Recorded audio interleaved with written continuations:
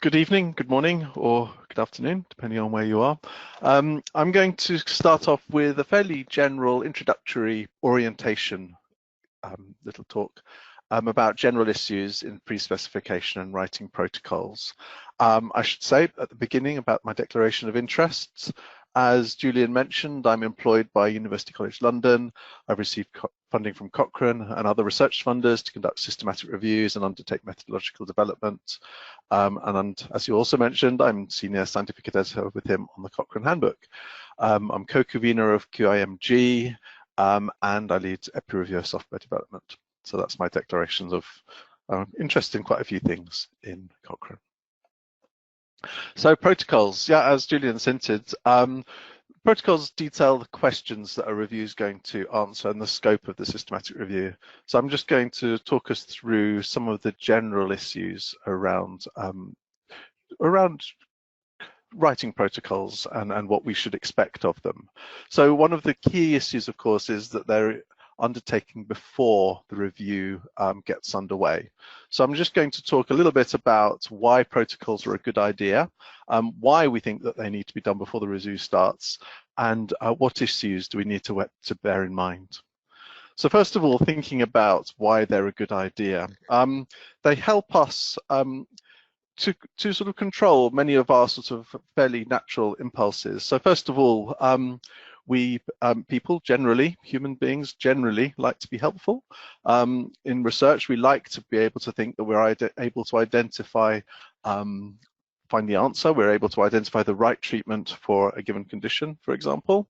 But also we're incentivized to make breakthroughs, we're incentivized to be novel, we're incentivized to be some kind of academic star.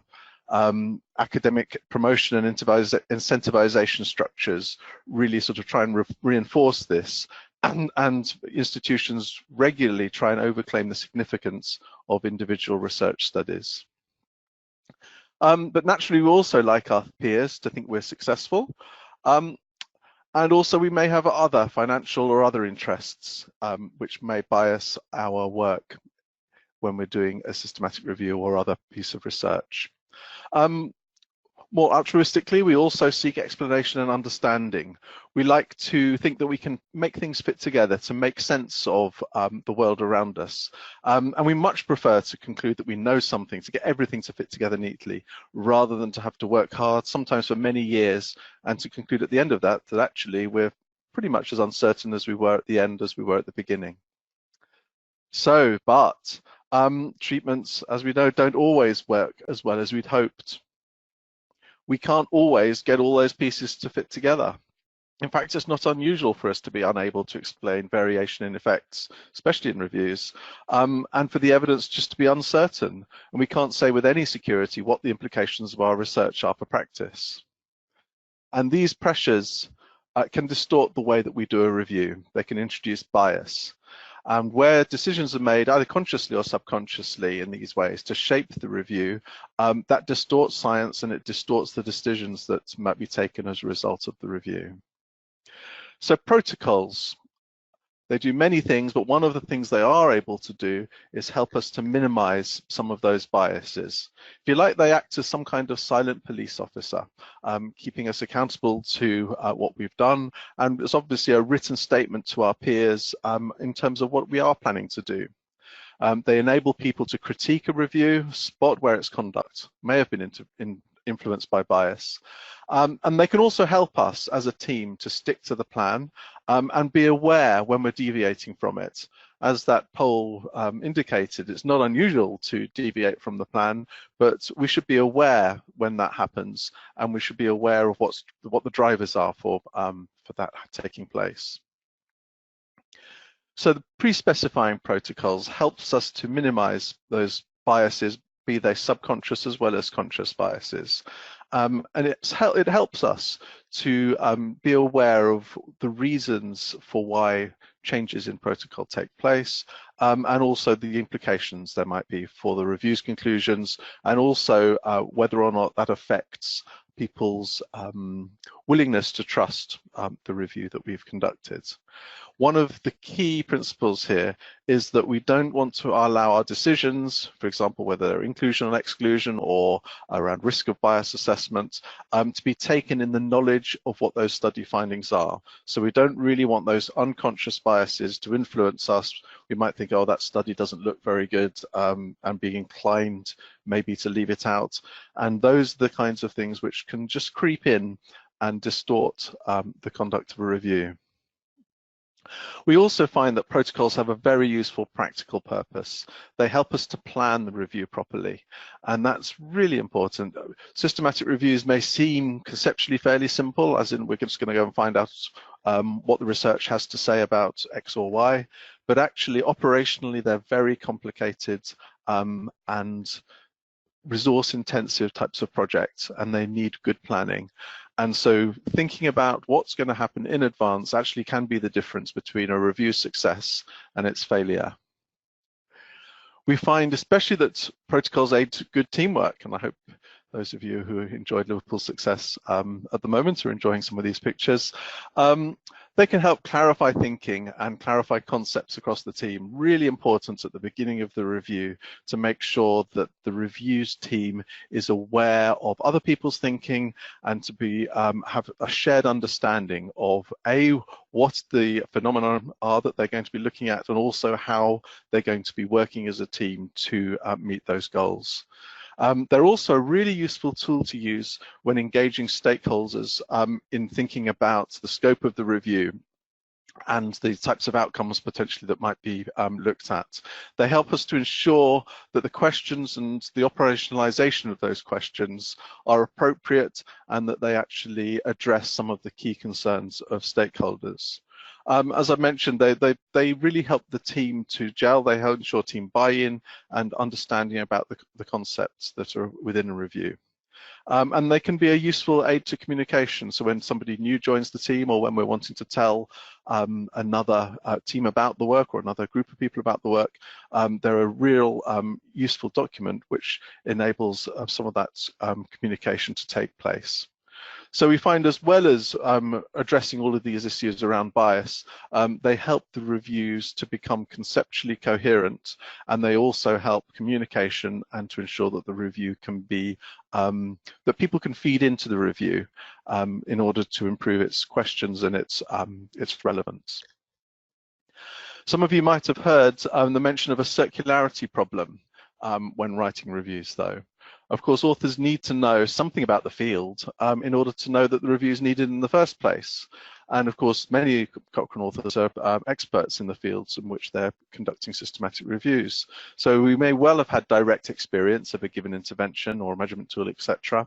And it's quite difficult to plan the review without having some idea about the types of studies it's going to contain. And indeed, if you've been involved in putting together a search strategy, finding some relevant studies is often part of that process, where you find some relevant studies and then you look to see how you might identify them using particular search terms and go off and find more. There's a danger here, just in terms of just putting the search together, of finding more of the same and not necessarily looking outside a particularly easy to find set of studies.